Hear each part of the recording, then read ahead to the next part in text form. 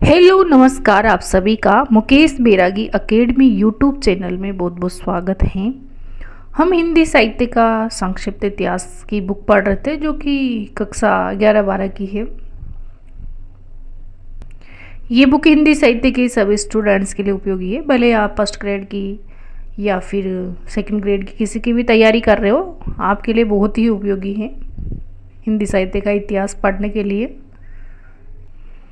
इसमें हम रीतिकाल का टॉपिक पढ़ रहे थे। इसके अंतर्गत रीतिकाल की प्रमुख विशेषताएं और रीतिकाल का नामकरण ये कल पढ़ लिया था। आज पढ़ेंगे रीतिकाल की प्रमुख धाराएं। इससे पहले हम कल का थोड़ा सा रिवीजन कर लेते हैं। यानी कि अगर रीति का अर्थ देखें तो रीति शब्द संस्कृत की रीढ़ धातु में कितिन प्रत्यय के योग से बना हुआ है, जिसका अर्थ होता है पद्धति, परंपरा, शैली। तो रीति का अर्थ क्या होता है? पद्धति, परंपरा और शैली। हिंदी साहित्य के विकास में तृतीय चरण में संस्कृत के लक्षण ग्रंथों के आधार पर जो काव्य रचना हुई उसे रीति काव्य, तथा जिस कालखंड में ये रचना हुई उसे रीति काल कहते हैं, है ना। संस्कृत के लक्षण ग्रंथों के आधार पर जो काव्य रचना उसे तो रीति काव्य, और जिस कालखंड में ये रचना हुई उसे रीति काल की संज्ञा दी जाती है। आचार्य रामचंद्र शुक्ल ने संवत 1700 से 1900 के समय को क्या कहा? रीतिकाल कहा। वो रीतिकाल को अनेक नामों से जाना जाता है जो कल पढ़ा था। जैसे रीतिकाल आचार्य रामचंद्र शुक्ल ने कहा, श्रृंगार काल विश्वनाथ मिश्र ने कहा, कला काल रमाशंकर रसाल ने कहा, अलंकृत की बात करें तो मिश्र बंधुओं ने कहा, और उत्तर मध्य काल हजारी प्रसाद द्विवेदी ने भी इसको उत्तर मध्य काल कहा। रीति श्रृंगार काल की बात करें तो भगीरथ मिश्र ने इसको रीति श्रृंगार काल कहा जाए ना कि रीतिकालीन कवियों में काव्यांग निरूपण की प्रवृत्ति मौलिक न होकर संस्कृत आचार्यों का इन्होंने अनुकरण किया था। तो यह संस्कृत आचार्यों का अनुकरण मात्र थी। रीतिकालीन कवियों में काव्यांग निरूपण की प्रवृत्ति कैसी थी? तो मौलिक न होकर संस्कृत आचार्यों का अनुकरण मात्र थी। और काव्यांग के अंतर्गत है ना, रस आते हैं, अलंकार, छंद, रीति, गुणदोष, शब्द शक्तियाँ, नायक नायिका भेद इत्यादि सभी तत्व है ना, काव्यांग के अंतर्गत आ जाता है। तो पढ़ते हैं रीतिकाल की प्रमुख धाराएं। रीतिकालीन कवियों को स्पष्ट रूप से दो भागों में रखा जा सकता है। वैसे तो दो भागों में रखा जा सकता है, एक तो रीतिबद्ध और रीतिमुक्त, लेकिन रीतिबद्ध इसको तीन भागों में भी हम बांट सकते हैं। आचार्य विश्वनाथ प्रसाद मिश्र ने रीतिकाल के कवियों को तीन भागों में बांटा है, जैसे रीतिबद्ध, रीतिमुक्त और रीतिसिद्ध। रीतिबद्ध वे कवि जिन्होंने संस्कृत के लक्षण ग्रंथों को आधार पर, रीतिबद्ध के अंतर्गत वे कवि आते हैं जिन्होंने संस्कृत के लक्षण ग्रंथों के आधार पर काव्य रचनाएं की, यानी कि संस्कृत के आधार पर काव्य रचनाएं की एवं लक्षण ग्रंथ भी लिखे तथा कवियों को काव्य रचनाओं के लिए निर्दिष्ट भी किया। तो ये कवि है ना रीतिबद्ध के अंतर्गत आते हैं। और रीतिमुक्त के अंतर्गत वे कवि आते हैं जिन्होंने ना किसी भी परंपरा में नहीं बंधे, कोई भी परंपरा का अनुसरण नहीं किया और अपनी ही अनुभूति के आधार पर काव्य लिखे, वे है ना रीतिमुक्त के अंतर्गत आते हैं। और रीतिसिद्ध उन्हें कहा जाता है जिन्होंने न तो लक्षण ग्रंथ लिखे किंतु रीतिबद्ध कवियों अथवा आचार्यों के बताए हुए मार्ग पर चलकर ही काव्य रचनाएं की, वो रीतिसिद्ध कवियों के अंतर्गत आते हैं। तो अध्ययन की दृष्टि से हम इन्हें अनेक अलग भागों में भी बांट सकते हैं। रीतिकाल को अध्ययन की दृष्टि से इस प्रकार भी वर्गीकरण इसका कर सकते हैं रीतिकालीन काव्य का, जैसे रीतिबद्ध काव्य, रीतिसिद्ध काव्य, रीति मुक्त काव्य। और रीति इतर यानी कि रीति के बाद के काव्य, जैसे वीर काव्य, नीति काव्य और भक्ति काव्य। इसकी रीति इतर काव्य के अंतर्गत वीर काव्य से संबंधित रचनाएं, नीति काव्य से संबंधित रचनाएं और भक्ति काव्य से संबंधित रचनाएं भी आ जाती हैं। तो सामान्य तौर पर रीतिकाल का वर्गीकरण तीन भागों में, रीतिबद्ध, रीतिसिद्ध और रीतिमुक्त। और अध्ययन की दृष्टि से इस प्रकार भी इसको पढ़ सकते हैं। जिन कवियों ने काव्य रीतियों का पालन करते हुए काव्य रचना की, वे रीतिबद्ध कवि कहलाए। और जिसमें है रीतिबद्ध कवियों में है चिंतामणि, मतीराम, राजा जसवंत सिंह, भूषण, पद्माकर, श्रीपति, सेनापति आदि। तो ये रीतिबद्ध कवि है। वैसे रीतिबद्ध कवि के अंतर्गत केशवदास जी को भी माना जाता है, लेकिन आचार्य रामचंद्र शुक्ल ने केशवदास जी को है ना भक्ति काल में संज्ञा दी है। डॉक्टर नगेंद्र व श्याम सुंदर दास भी रीतिकाल का प्रथम आचार्य केशवदास को मानते हैं वैसे तो, लेकिन आचार्य रामचंद्र शुक्ल रीतिकाल का प्रथम आचार्य किसे मानते हैं तो चिंतामणि त्रिपाठी को मानते। आगे पढ़ेंगे तो इसके अंतर्गत हम केशवदास जी को ले सकते हैं। चिंतामणि, मतीराम और राजा जसवंत सिंह, भूषण, पद्माकर, श्रीपति और सेनापति, दूल्ह, भिकारीदास, तोषनिधि, रसलीन, मुरलीधर भूषण, सोमनाथ, शशिनाथ इत्यादि कवि भी आ जाएंगे। रीतिकाल की दूसरी धारा रीतिमुक्त कवियों की है। इन कवियों ने रीतिबद्ध कवियों की तरह न तो लक्षण ग्रंथ लिखे और ना ही रीति में बंधकर काव्य रचना की। जहाँ रीतिबद्ध कवियों ने चमत्कार प्रदर्शन के लिए बुद्धि प्रेरित कविता की, वही रीतिमुक्त कवियों में भाव पक्ष की प्रधानता रही। तो रीतिमुक्त कवियों में किसकी प्रधानता रही? भाव पक्ष की। और रीतिबद्ध कवियों ने चमत्कार प्रदर्शन के लिए बुद्धि प्रेरित कविता की। तो रीतिमुक्त कवियों ने भाव पक्ष की प्रधानता से युक्त कविताएं रची। घनानंद ने कहा भी है कि लोग हैं लागी कवित बनावत, मोहे तो मेरो कवित बनावत। इस धारा के कवियों में घनानंद, बोधा, ठाकुर, आलम, यानी कि रीतिमुक्त कवियों के अंतर्गत है ना सबसे प्रमुख है घनानंद, बोधा, ठाकुर और आलम। आलम विशेष प्रसिद्ध है। विद्वानों ने रीतिकाल में कवियों की एक और धारा का उल्लेख किया है, यानी कि इसमें इस बुक में दो धाराएं बताई है, एक तो रीतिबद्ध और एक रीतिमुक्त, और एक अन्य धारा के रूप में रीति सिद्ध धारा भी कहा है। वैसे तीन धारा ही मानी जाती है, रीतिबद्ध कवि, रीतिबद्ध, रीतिमुक्त और रीति सिद्ध। रीति सिद्ध धारा का कहा इन कवियों ने लक्षण परंपरा का पालन नहीं किया। किन्होंने? तो रीति सिद्ध कवियों ने ना लक्षण परंपरा का पालन नहीं किया, किंतु इनकी कविताओं में रीति की परिपाटी की सभी विशेषताएं मिलती हैं। रीति सिद्ध कवियों में बिहारी सर्वाधिक प्रसिद्ध है। रीति सिद्ध कवियों में बिहारी सर्वाधिक प्रसिद्ध है। आगे पढ़ेंगे इसको। और रीति सिद्ध धारा को रीतिबद्ध धारा का ही अंग माना जाता है। वैसे रीति सिद्ध धारा को है ना रीतिबद्ध का ही अंग माना जाता है। आगे है रीतिबद्ध धारा के प्रमुख कवि, जिसके अंतर्गत सबसे पहले है चिंतामणि त्रिपाठी। चिंतामणि त्रिपाठी, इस बुक में चिंतामणि त्रिपाठी से दे रखा है। वैसे केशवदास का वर्णन भी आता है। केशवदास जी की जानकारी बता देती हूँ थोड़ी सी कि इनका जन्म 1555 ईस्वी ओरछा बुंदेलखंड में हुआ था, और केशवदास जी का जो निधन कब हुआ था? 1617 में। केशवदास जी के पिता काशीनाथ थे, दादा कृष्णदत्त थे और ये निम्बार्क संप्रदाय में दीक्षित थे। आश्रयदाता इनके राव इंद्रजीत थे, जो ओरछा नरेश थे। केशवदास को है ना संस्कृत का क्लासिक पंडित कहा जाता है, डॉक्टर बच्चन ने कहा था, और कठिन काव्य का प्रेत भी कहा जाता है। जो देव ने और शुक्ल ने इनको कठिन काव्य का प्रेत कहा, किसको? केशवदास जी को। और केशवदास का पूरा परिवार ही संस्कृत का प्रखंड पंडित था। उन्होंने स्वयं भी लिखा था कि भाषा बोलना जाने ही जाकी कुल के दास। और हिंदी साहित्य में काव्यांग निरूपण की प्रवृत्ति पहले पल केशवदास में ही देखने को मिलती है। जो काव्यांग निरूपण की प्रवृत्ति वो केशवदास में ही सबसे पहले मिलती है। केशवदास की प्रमुख रचनाएं 9 मानी जाती है, जिनमें काव्यांग निरूपक से संबंधित है, जैसे रसिक प्रिया है, कवि प्रिया है, छंदमाला है, नक्सिक वर्णन है इत्यादि काव्यांग निरूपक से संबंधित है। प्रबंध काव्य है रामचंद्रिका, और चरित काव्य जैसे वीर सिंह चरित, रतन बावनी, जहांगीर जस चंद्रिका और अन्य है विज्ञान गीता। तो इनकी प्रमुख रचनाएं केशवदास जी की कितनी है? 9 है। आगे की कवि है चिंतामणि त्रिपाठी। चिंतामणि त्रिपाठी की बात करें तो इनका समय है ना जो 1609 से 1685 है। चिंतामणि त्रिपाठी का समय कितना है? तो 1609 से 1685। संवत में बात करेंगे ना तो संवत 1666 आ जाएगा।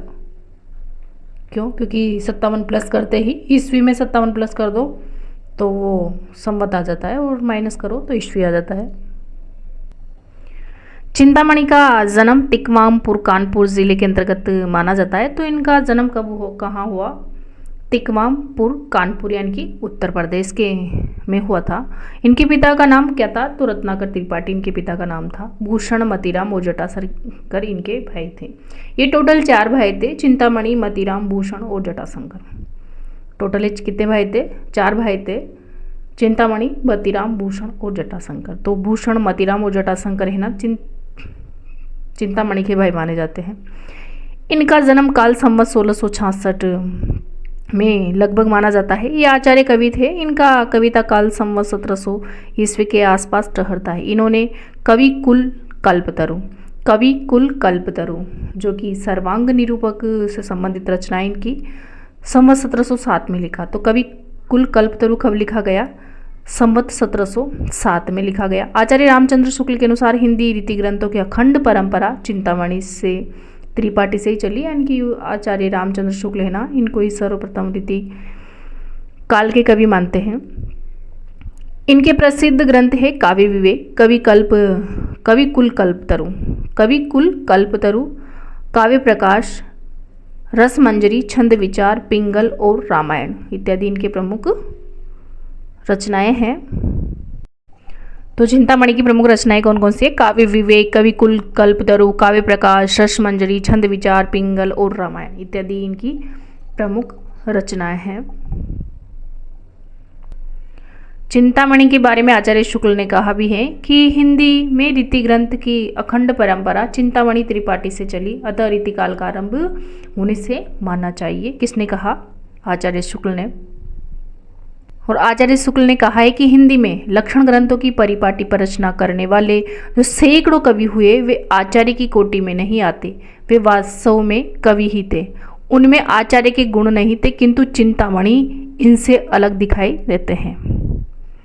तो ये भी किसने कहा था? आचार्य शुक्ल ने इनके बारे में कहा था। और हजारी प्रसाद द्विवेदी ने चिंतामणि के बारे में कहा था कि चिंतामणि के उदाहरणों में सच्चे कवि हृदय की झलक है। कभी कभी वे सरसता में अपने छोटे भाई मतीराम से होड़ करते। हजारी प्रसाद द्विवेदी ने चिंतामणि के बारे में कहा था। चिंतामणि है ना, शाहजी भोसले और शाहजहां और दारा सिकों के आश्रय में रहे थे। शाहजी भोसले शाहजहां के आश्रय में रहे थे। इनका प्रसिद्ध ग्रंथ कवि कुल कल्पतरु विशेष चर्चित रहा। इन्होंने काव्य का स्वरूप, गुण, अलंकार, दोष, शब्द, शक्ति, ध्वनि, रस, नायक नायिका भेद आदि काव्यांगों का क्रमशः निरूपण किया है। इस ग्रंथ के निर्माण में चिंतामणि ने किस ग्रंथ के निर्माण में? तो कवि कुल कल्पतरु के निर्माण में चिंतामणि ने मम्मट, विश्वनाथ, धनंजय, भानुमिश्र आदि ग्रंथों से सहायता ली। काव्य के सभी अंगों के निरूपण का मार्ग सर्वप्रथम हिंदी में इन्होंने ही चलाया। इनकी ब्रजभाषा विशुद्ध थी, विषय वर्णन में भी सिद्धहस्त थे ये, और ये एक उत्कृष्ट कवि थे। कौन? तो चिंतामणि एक उत्कृष्ट कवि थे। इनकी रचना का सुंदर उदाहरण देखिए कि यही उदारत हैं तिने जे परे मोह महोदधि के जल फेरे, जे इनको फल ध्यान धरे मन ते न परे कबहू जमगेरे। ये इनकी पंक्तियां हैं। तो चिंतामणि की पंक्तियां हैं। अगले कवि है मतीराम। मतीराम की टाइम की बात करें तो 17वीं शताब्दी इनका समय है मतीराम का, यानी कि 1617 से लेकर के 1693 ईस्वी लगभग, और संवत में बात करें तो 1674। इनके मतीराम को कवि चिंतामणि और भूषण का भाई माना जाता है। मतीराम की बात करें तो मतीराम को भी है ना कवि चिंतामणि और भूषण का भाई माना जाता है। इनका जन्म तिकवामपुर कानपुर में संवत 1674 में हुआ था। कब हुआ था? तो संवत 1674 में इनका जन्म हुआ था। किनका? मतीराम का। और इनकी मृत्यु संवत 1773, इनकी जन्म तो 1674 के लगभग माना जाता है, वो मृत्यु संवत 1773 के आसपास मानी जाती है। ये बूंदी नरेश भाऊ सिंह के आश्रय में बहुत समय तक रहे थे। कौन? तो मतीराम बूंदी नरेश भाऊ सिंह के आश्रय में बहुत समय तक रहे थे। उनके ही आश्रय में इन्होंने ललित ललाम, किन्होंने? तो मतीराम ने ललित ललाम नामक ग्रंथ की रचना की। रीतिकाल के कवियों में मतीराम का नाम बहुत आदर के साथ लिया जाता है।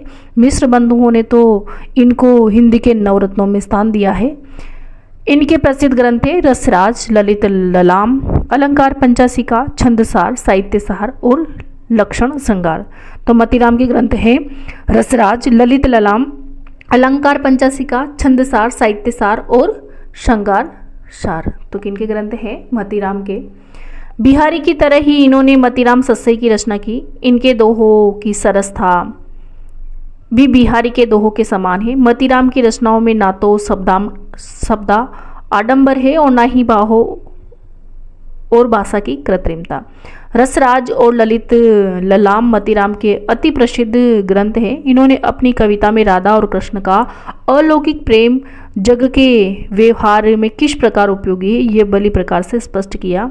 रीतिकालीन कवियों में मतीराम की सी चलती भाषा और सरस व्यंजना पद्माकर को छोड़कर अन्यत्र दुर्लभ हैं। इनके रसराज में श्रृंगार रस का वर्णन है। तो रसराज में किसका वर्णन है? श्रृंगार रस का वर्णन है। और किसकी है रसराज? तो मतीराम, रसराज मतीराम। परंतु प्रधानतः इसमें नायिका भेद का विस्तार है। मतीराम के अनुसार नायिका वह है जिसको देखकर चित्त में भाव की उत्पत्ति हो। इनकी कविता का उदाहरण दृष्टव्य, कुंदन को रंग फीको लगे झलके अतिंगनी चारु गोराई। कुंदन को अंग फीको लगे किसकी है? तो मतीराम की है। आखिन में अलसानी चित्तोनी में मंजू विलासनी की सरसाई। को बिनु मोल बिकात नहीं मतीराम लहे मुस्कानी मिठाई। ज्यो ज्यो निहारिये मेरे हवे नैननी त्यों त्यों खरी निखरे सी दिखाई। मतीराम की रचना में भाषा के माधुर्य गण के अतिरिक्त अर्थ गांभीर्य का भी विशेष गुण है। इनकी कविता में आचार्यत्व के साथ साथ भाव सौंदर्य और सरसता भी पर्याप्त है। अगले कवि है भूषण। रीतिबद्ध कवियों में अगले कवि है भूषण। भूषण के टाइम की बात करें तो 1613 से 1715 इनका टाइम है। ईस्वी में बात करें तो 1613 से 1715 इनका टाइम है। और इनकी जन्म की बात करें तो वीररस के प्रसिद्ध कवि, ये वीररस के प्रसिद्ध कवि थे। भूषण का जन्म कानपुर के समीप तिकवापुर नामक स्थान पर संवत 1670 में। संवत की बात करें तो 1670 में इनका जन्म हुआ था। किनका? तो भूषण का। इनके पिता का नाम रत्नाकर त्रिपाठी था। भूषण के पिता का नाम क्या था? रत्नाकर त्रिपाठी। चित्रकूट के राजा रुद्रशाह सोलंकी ने इनको भूषण की उपाधि दी थी। तो भूषण की उपाधि किसने दी थी? रुद्रशाह सोलंकी ने। भूषण को भूषण की उपाधि किसने दी थी? तो रुद्रशाह सोलंकी ने भूषण की उपाधि दी थी। इनका है ना मूल नाम, भूषण का मूल नाम है ना घनश्याम था। और उपाधि किन्होंने दी थी? तो चित्रकूट के शासक रुद्रशाह सोलंकी ने। ये आश्रयदाता कौन थे इनके? तो शिवाजी और छत्रसाल बुंदेला इनके आश्रयदाता थे। वास्तविक नाम किसी को अभी तक पता नहीं है, वैसे सुना है कि इनका नाम क्या था? तो घनश्याम था। जनश्रुति के अनुसार रीतिकाल के प्रसिद्ध कवि चिंतामणि मतीराम और जटाशंकर के ये क्या माने जाते हैं? भाई माने जाते हैं। इनकी मृत्यु संवत 1772 में हुई थी। ये कई राजाओं के दरबार में रहे, किंतु इनके वीररस काव्य के नायक हिंदवी साम्राज्य संस्थापक वीर शिरोमणि शिवाजी रहे। ये अनेक राजाओं के आश्रय में रहे, किंतु महाराज छत्रसाल और शिवाजी इनको अति प्रिय रहे। तो शिवाजी के और है ना छत्रसाल बुंदेला के ये आश्रय में रहे थे। उस समय औरंगजेब की कट्टरता और हिंदुओं के प्रति, उस समय औरंगजेब की कट्टरता और हिंदुओं के प्रति उसके विद्वेष ने विरोध की ज्वाला को प्रचंड कर दिया था। मुगल शासन से परित्राण पाना वीरों का ध्येय हो गया। पंजाब में गुरु गोविंद सिंह चिड़ियों से बाज लड़ाने का उद्घोष कर रहे थे। बुंदेलखंड में वीर छत्रसाल मातृभूमि की मुक्ति हेतु संलग्न थे। तो दक्षिण में छत्रपति शिवाजी ने बीजपुर की आदिलशाही और उत्तर में औरंगजेब की नाक में दम कर रखा था। इसलिए वीरता की अग्नि प्रचंड ज्वाला बनाने वाले कवि भूषण पहले महाराज छत्रसाल के दरबार में रहे, फिर छत्रपति शिवाजी के दरबार में रहे। भूषण राजाश्रय में रहे, परंतु विलासी राजाओं का आश्रय नहीं लिया। इसलिए भूषण ने लिखा कि ब्रह्म के आनंद ते निक्षे थे अत्यंत पुनित तिहुपुर मानी। राम युधिष्ठिर के वर्णी भल्मीकि हूँ व्यासु के अंग सुहानी। भूषणियों कली के कवि राजन राजन के गुण पाए नसानी। पुण्य चरित्र शिवा सरजा सरनाहय पवित्र भई पुनि बानी। तो किनकी पंक्तियां हैं? भूषण की। इनके शिवराज भूषण, शिवा बावनी, छत्रसाल दशक, भूषण उल्लास, दूषण उल्लास और भूषण हजारा नामक ग्रंथ मिलते हैं। तो इनकी प्रमुख कृतियां हैं शिवराज भूषण, शिवा बावनी, छत्रसाल दशक, भूषण उल्लास और दूषण उल्लास और भूषण हजारा नामक ग्रंथ मिलते हैं। शिवराज भूषण की बात करें ना तो ये शिवाजी की प्रशंसा में लिखा गया है और अलंकार निरूपक एक ग्रंथ है। अलंकारों की विवेचना की गई है इसमें। शिवा बावनी की बात करें तो शिवाजी की प्रशंसा में लिखा गया। और छत्रसाल दशक की बात करें ना तो छत्रसाल दशक राजा छत्रसाल की प्रशस्ति में लिखा गया। 10 कवि थे इसमें। और भूषण उल्लास की बात करें ना तो इसमें काव्य गुणों की विवेचना की गई है और दूषण उल्लास में काव्य दोषों की विवेचना की गई है। और भूषण हजारा में नीति संबंधी पद हैं। तो नीति संबंधी पद किस में है? भूषण हजारा में है। काव्य दोषों का दूषण उल्लास में और काव्य गुणों की विवेचना भूषण उल्लास। काव्य गुणों की विवेचना भूषण उल्लास, दोषों दूषण उल्लास और नीति संबंधी पद भूषण हजारा में है। रीतिकाल के कवि होने के कारण कवि भूषण ने अपना शिवराज भूषण अलंकार ग्रंथ के रूप में बनाए। वैसे अलंकार निरूपण की दृष्टि से इसे कोई उत्तम ग्रंथ नहीं कहा जा सकता है। लक्षणों की भाषा में स्पष्टता का अभाव है, उदाहरण भी कहीं कहीं ठीक नहीं है। इस प्रकार हर आचार्य कार्य में भूषण इतने सफल नहीं हो पाए जितने वे कवि कार्य में प्रसिद्ध हुए। विषय के अनुरूप जिस ओजपूर्ण वाणी की अपेक्षा होती है वह इनके काव्य में सर्वत्र और स्पष्ट परिलक्षित होती है। इनकी ओजपूर्ण कविता से पाठक वीर रस जनित शक्ति स्फूर्ति का अनुभव करता है और आनंद विभोर हो जाता है। एक उदाहरण देखिए इसका। इंद्र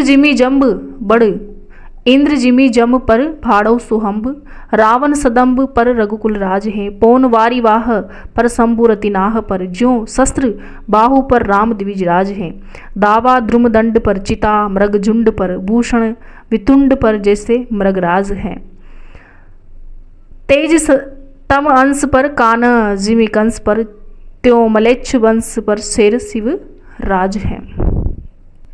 भूषण है ना रीतिकाल के राष्ट्र कवि माने जाते हैं। और निराला ने भूषण हिंदी के सबसे बड़ी कवि हैं, निराला ने कहा था। और आचार्य रामचंद्र शुक्ल ने कहा कि भूषण हिंदू जाति के क्या थे? प्रतिनिधि कवि थे। आचार्य शुक्ल ने कहा है कि भूषण हिंदू जाति के प्रतिनिधि कवि थे। और शिवाजी और छत्रसाल की वीरता के वर्णनों में कोई कवियों ने झूठी खुशामद नहीं कर सकता। ये किसने कहा? शुक्ल जी ने कहा था।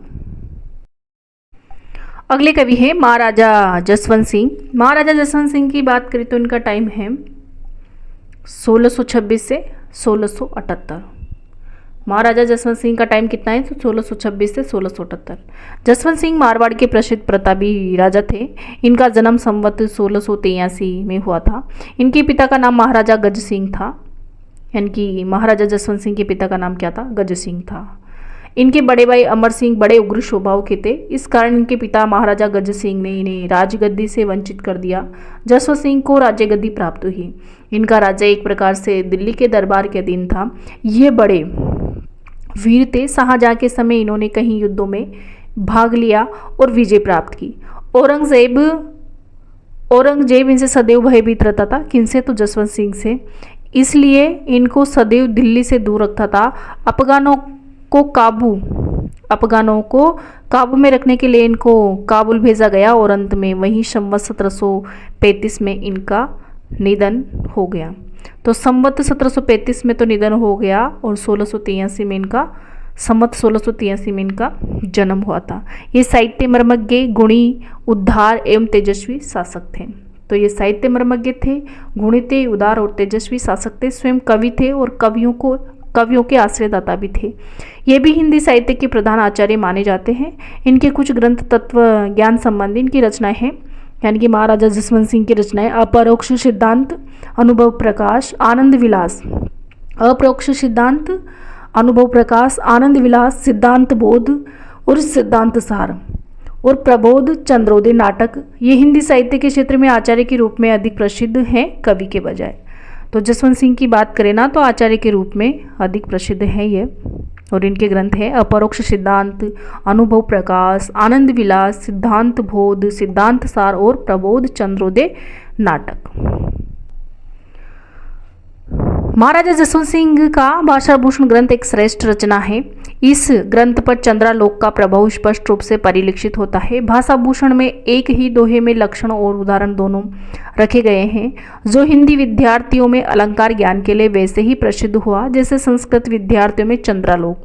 कुछ उदाहरण है, देखिए। अत्युक्ति अलंकार से संबंधित इनका उदाहरण है कि अलंकार अत्युक्ति ये वर्णत अतिशय रूप, जाचक तेरे दान ते गहे कल्पतरु भूप। और सार अलंकार का उदाहरण है, एक एक ते सरस जब अलंकार का ये सार, मधु सो मधुरी सुधा कविता मधुर अपार। आगे हैं कवि देव। कवि देव की टाइम की बात करें तो सन 1673 से 1767 इनका टाइम है। कवि देव का टाइम कितना है, तो कवि देव का टाइम है ना 1673 से 1767। 1673 से 1767 इनका टाइम है। रीतिकाल के रीतिबद्ध संगारिक कवियों में देव, यानी कि इनका पूरा नाम क्या है, देवदत्त। देव का नाम अपना विशिष्ट स्थान रखता है। ये इटावा उत्तर प्रदेश के काश्यप गोत्री कान्यकुब्ज ब्राह्मण थे। कौन, तो आचार्य देव है ना इटावा के उत्तर प्रदेश के काश्यप गोत्री कान्यकुब्ज ब्राह्मण थे। इनका जन्म संवत 1730 में हुआ था। तो जन्म संवत 1730 में हुआ था। इनकी मृत्यु संवत 1824 में हुई थी। और ईस्वी की बात करें तो 1673 से 1767। ये किसी आश्रयदाता के साथ अधिक समय टिक नहीं पाए और अनेक आश्रयदाताओं के साथ रहे। परिणाम स्वरूप इनका अनुभव बहुत व्यापक रहा। इनके ग्रंथों की संख्या 72 यानी कि 72 मानी जाती है। देव के ग्रंथों की संख्या कितनी है, 72। आचार्य रामचंद्र शुक्ल ने इनकी 25 ग्रंथों का उल्लेख किया है। तो आचार्य रामचंद्र शुक्ल ने 25 ग्रंथों का उल्लेख किया है, जिसमें प्रमुख है भाव विलास, अष्टयाम। तो आचार्य देव के प्रमुख ग्रंथ हैं भाव विलास, अष्टयाम, भवानी विलास।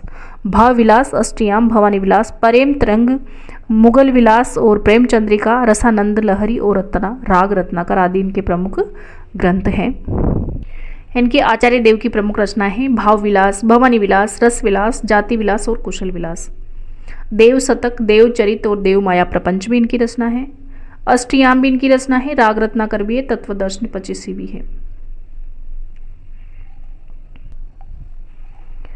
इनके अधिकांश ग्रंथ काव्य शास्त्र से संबंध है।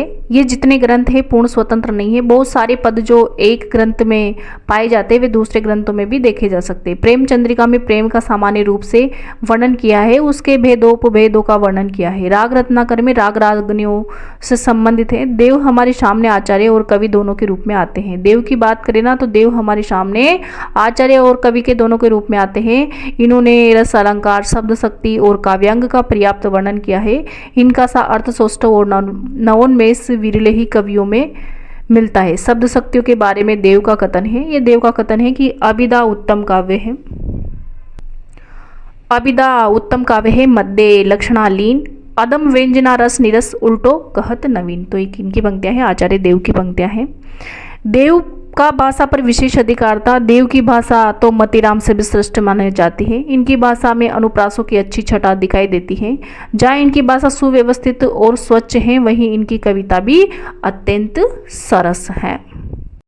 आचार्य देव की प्रमुख पंक्तियां हैं कि शासन ही में समीर गयो हरु आसुन ही सब नीर गयो डरी, तेज गयो गुण ले अपनो हरु भूमि गही तनु की तनुता करी, देव जिये मिली बेई की आस के असहु पास आकाश रहियो भरी, जा दिन ते मुख हेरी हरे हरि हसी हेरी हियो जुली लियो हरि जू हरि। देव ने शुद्ध प्रेम का बड़ा उत्तम वर्णन किया है। इनका दिया प्रेम का लक्षण इस प्रकार है, सुख दुख में है एक सम, सुख दुख में है एक सम, तन मन वचन प्रतीत, सहज बड़े हित चित रहे जहाँ सब प्रेम सप्रीत। इनकी कविता में सुंदरता का एक और उदाहरण द्रष्टव्य है, ऐसो हूँ जो जानतो कि जे है तू विषय का संग, हेरे मन मेरे हाथ पाँव तेरे तोर तो, आजू लगी है हो कहत नर नाहन की नहीं सुनी, ने सो निहार हेरी बदन निहार निहो रतो, चलन न देतो देव चंचल अचल करी, चाबुक चितावननी मारी मोह मोर तो। आचार्य देव ने है ना छल नामक 34वें संचारी भाव की भी कल्पना की थी। और रीतिकाल के सर्वाधिक रचनाएं लिखने वाले कवि माने जाते हैं कौन, आचार्य देव। अपने अक्कड़ स्वभाव के कारण है ना अनेक व्यक्तियों के आश्रय में रहते हैं। और रीतिकालीन कवियों में सर्वाधिक मौलिक उत्भावनाएं करने वाले, रचना करने वाले भी कौन थे, तो आचार्य देव थे। और आचार्य देव है ना रीतिकालीन कवि होते हुए भी इन्होंने दरबारी संस्कृति का विरोध किया था। किसने कहा था, विश्वनाथ प्रसाद ने कहा था कि इन्होंने दरबारी संस्कृति का विरोध किया था। और देव कवि और आचार्य दोनों रूपों में अपने सामने आते। कौन बोलता है, तो आचार्य शुक्ल कहते हैं कि देव कवि एवं आचार्य दोनों ही रूपों में हमारे सामने आते हैं। और आचार्य के रूप में देव को कोई विशेष स्थान नहीं दिया जा सकता, ये भी शुक्ल जी बोलते हैं। और हजारी प्रसाद द्विवेदी इनके बारे में कहते हैं कि मोतीराम और जसवंत सिंह के बाद यदि कोई सचमुच ही शक्तिशाली और आलंकारिक कवि हुआ तो कौन थे? देव थे, हजारी प्रसाद द्विवेदी बोलते हैं। अगले कवि है भिखारी दास। भिखारी दास के कविता काल की बात करें तो सन 1725 से 1760 इनका कविता काल है। कविता काल का समय क्या है इनका? तो 1725 से 1760। भिखारी दास जाति से कायस्थ थे और प्रतापगढ़ अवध के पास ट्योंगा नामक ग्राम के निवासी थे। तो भिखारी दास है ना, जाति से क्या थे? कायस्थ थे। और इनका जन्म स्थान ट्योंगा गांव प्रतापगढ़ उत्तर प्रदेश में हुआ था। इनके पिता का नाम क्या था? तो पिता का नाम इनका कृपाल दास था। ये प्रतापगढ़ के राजा पृथ्वी सिंह के भाई हिंदुपत सिंह के आश्रय में रहे। कहाँ पे रहे? तो प्रतापगढ़ के राजा पृथ्वी सिंह के भाई हिंदुपत सिंह के आश्रय में रहे। इनके द्वारा है ना प्रणीत 7 ग्रंथ उपलब्ध है। रस सारांश, काव्य निर्णय भिखारी दास का है। रस सारांश, काव्य निर्णय, श्रृंगार निर्णय, छंदोण्व पिंगल और शब्द नाम प्रकाश और विष्णु पुराण भाषा और शतरंज सतिका। प्रथम 3 ग्रंथ काव्य शास्त्र हैं, यानी कि रस सारांश काव्य निर्णय और श्रृंगार निर्णय काव्य शास्त्र हैं। चौथा छंदोण्व पिंगल, ये क्या है? छंद शास्त्र से संबंधित है। और भगीरथ मिश्र के अनुसार भिखारी दास रीति कालीन अंतिम वर्ग के सबसे बड़े आचार्य थे। किसने कहा है? भगीरथ मिश्र ने कहा कि भिखारी दास रीति कालीन अंतिम वर्ग के सबसे बड़े आचार्य थे। यद्यपि काव्य निर्णय में उसकी सामग्री पूर्ववर्ती कवियों आचार्य केशव, चिंतामणि, श्रीपति आदि से ली है, तथापि उसमें भिखारी दास की विद्वता ही टपकती है। कवि की दृष्टि से भी भिखारी दास महत्वपूर्ण स्थान है। इन्होंने श्रृंगार संबंधी कविताएं लिखी। इनकी कविता का उदाहरण देखें, अखियाँ हमारी दई मरी शुद्धि बुद्धि हारी। तो ये भिखारी दास की प्रमुख पंक्तियां हैं कि अखियाँ हमारी दई मरी मारी शुद्धि बुद्धि हारी, मोहू तेजू न्यारी दास रहे सब काल में, कौन गहे ज्ञाने काहे सोमपत सयानी कौन, लोक ओक जाने ये नहीं है निज हाल में, प्रेम पगी रही महामोह में उमगी रही, ठीक टगी रही लगी रही बनमाल में, लाज को अचे के कुल धर्म पचे के वृथा, बंधन सचे के भई मगन गोपाल में। भिखारी दास की भाषा परिमार्जित है, शब्दों का चयन भी विषयानुकूल किया है। इनकी व्यंजना पद्धति सरस और व्यंग्य प्रधान है। इनकी ब्रज भाषा में संस्कृत के अतिरिक्त उर्दू और पारसी के भी शब्द आ गए हैं। ब्रज भाषा के संबंध में दास कहते हैं कि ब्रज भाषा रुचिर कहे सुमति सब कोई, मिले संस्कृति पारस्यों पे अति प्रगट जू होय, ब्रज मागदी मिले भ्रमर नाग यमन बाखानी, सहज पारसी हूँ मिले सट विधि कवित बखानी। भिखारी दास की बात करें तो आज का आचार्य शुक्ल ने भिखारी दास को रीतिकाल का सबसे बड़ा आचार्य कहा है। किन्होंने? तो भिखारी दास को सबसे बड़ा आचार्य किसने कहा रीतिकाल का?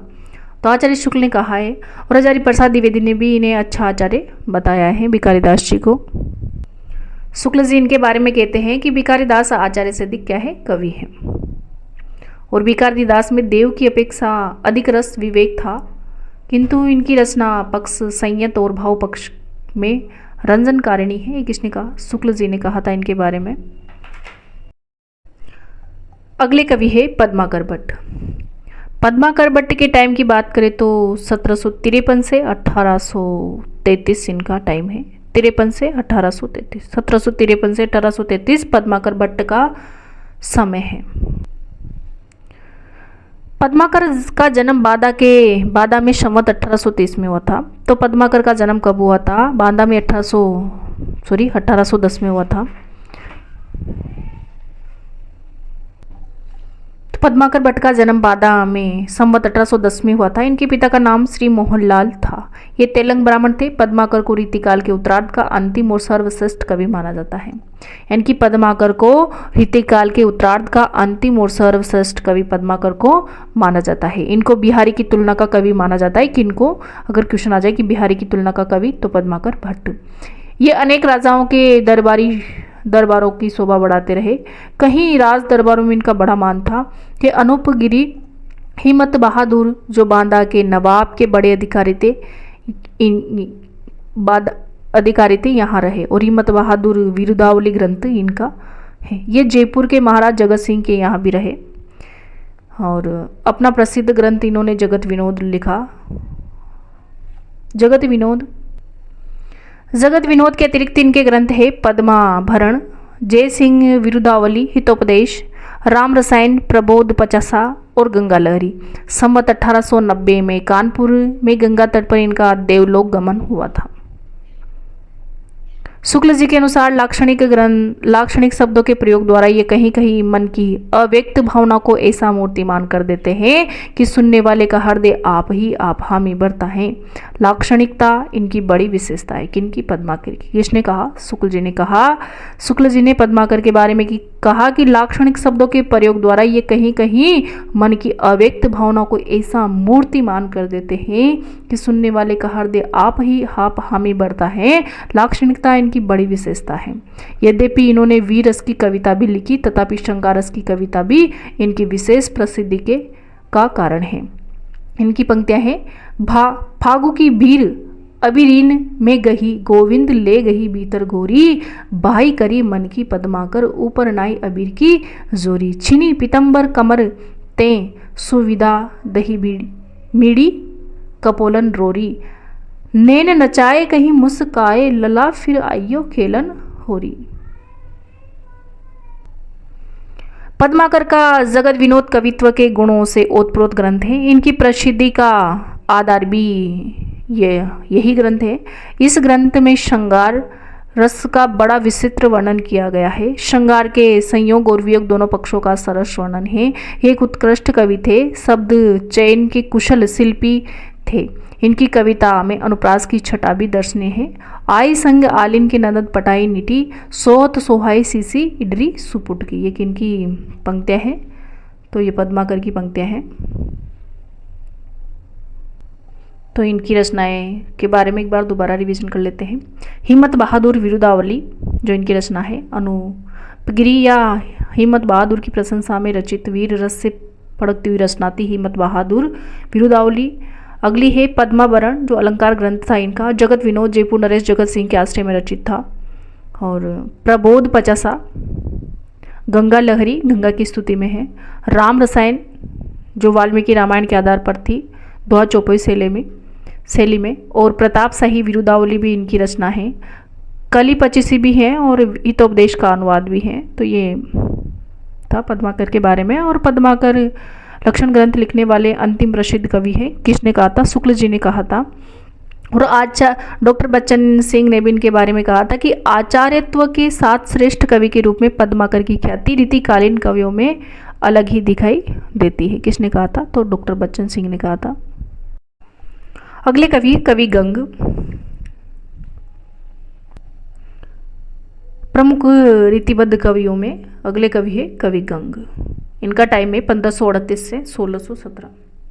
कवि गंग की बात करें तो टाइम कितना है इनका? 1538 से 1617। गंग अकबर के दरबारी कवि थे। इनका समय 16वीं शती रहा होगा। आचार्य शुक्ल ने अपने ग्रंथ हिंदी साहित्य का इतिहास में इनकी गणना भक्ति काल के कवियों में की है।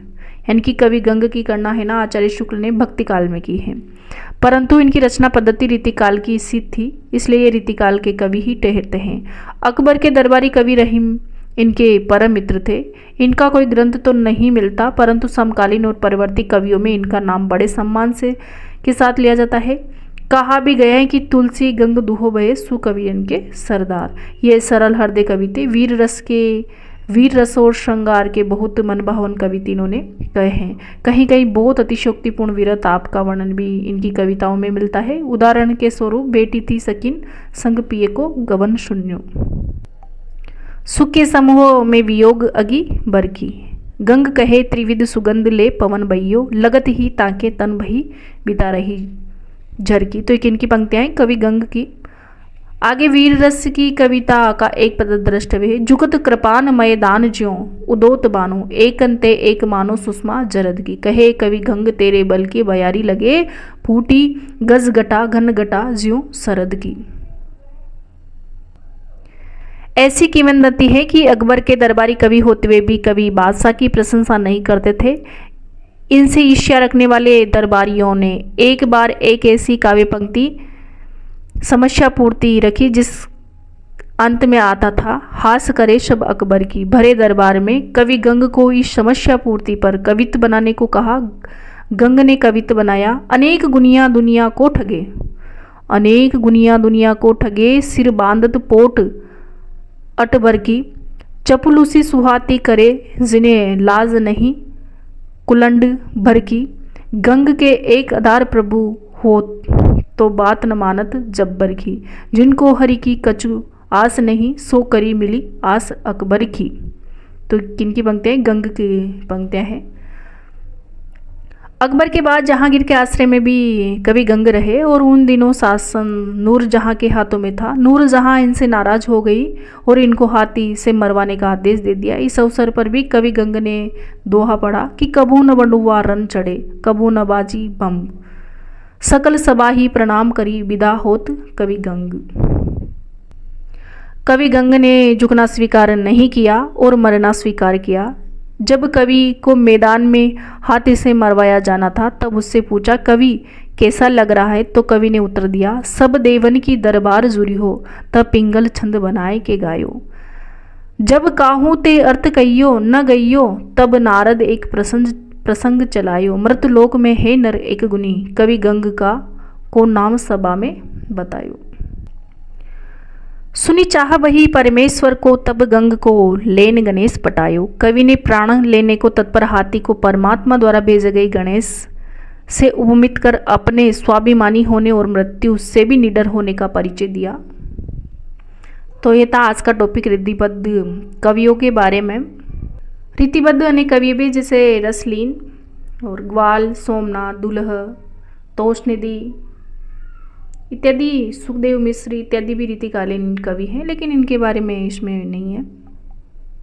तो है आज का टॉपिक रीतिकाल की प्रमुख धारा है, वो रीतिबद्ध धारा के प्रमुख कवि। तो वीडियो देखने के लिए आपको बहुत बहुत धन्यवाद। अगर वीडियो पसंद आए तो लाइक करें, शेयर करें और कमेंट बॉक्स में कमेंट भी करें कि हिंदी साहित्य का इतिहास का जो संक्षिप्त इतिहास पढ़ रहे ये बुक आपके लिए कितनी उपयोगी है, और चैनल को सब्सक्राइब भी करें। Thank you.